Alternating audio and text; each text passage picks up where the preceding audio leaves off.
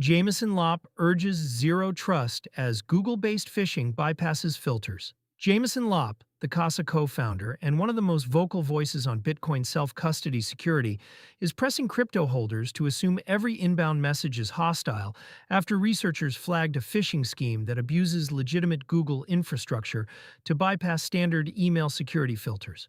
CoinDesk surfaced the warning on May 18th, citing Lopp's call for a zero-trust posture toward incoming communications.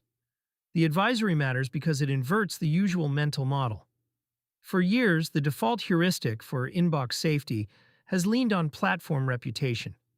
If the email is delivered through Gmail, signed by Google, and not flagged by spam filters, it is probably fine.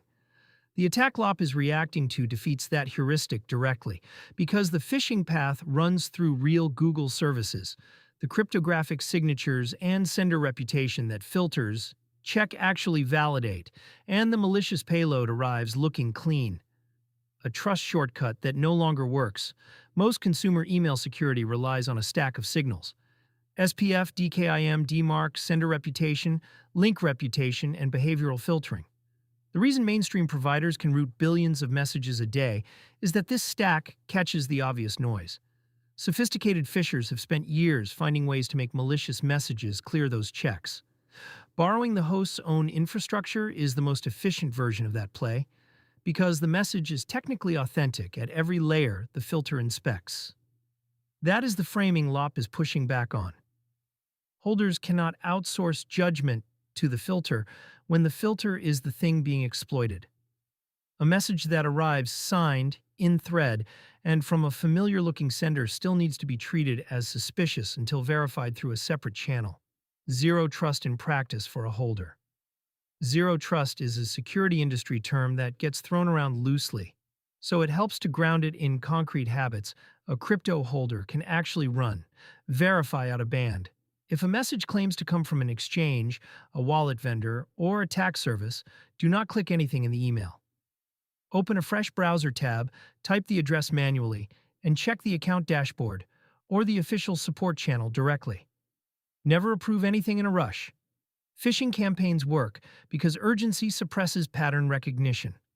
A message claiming an account will be locked in 24 hours, a withdrawal needs urgent confirmation, or an airdrop is about to expire is doing the same thing as a fake IRS phone call. The fix is procedural, not emotional.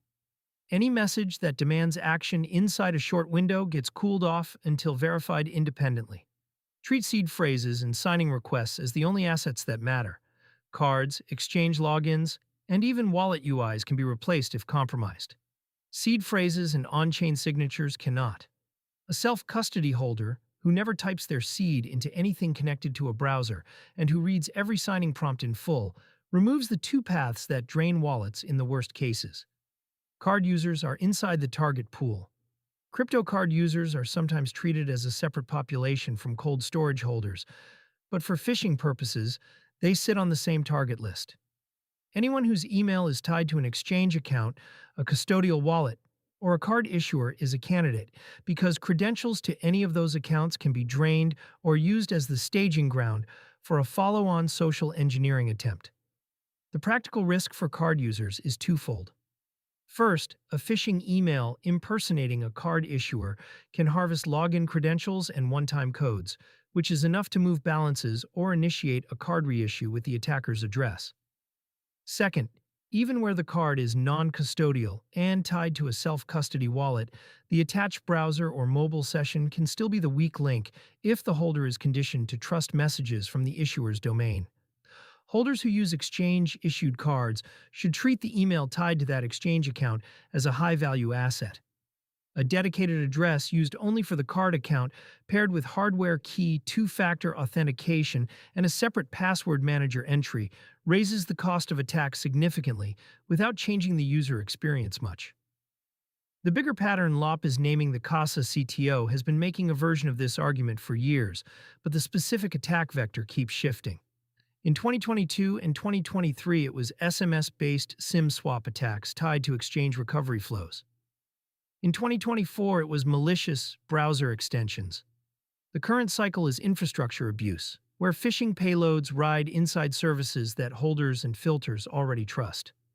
The constant across these waves is that the attacker keeps moving the entry point closer to the user's default trust surface. Treating every inbox message as hostile until proven otherwise is not paranoid in that context. It is the only posture that holds up when the attacker can rent the same infrastructure as the defender.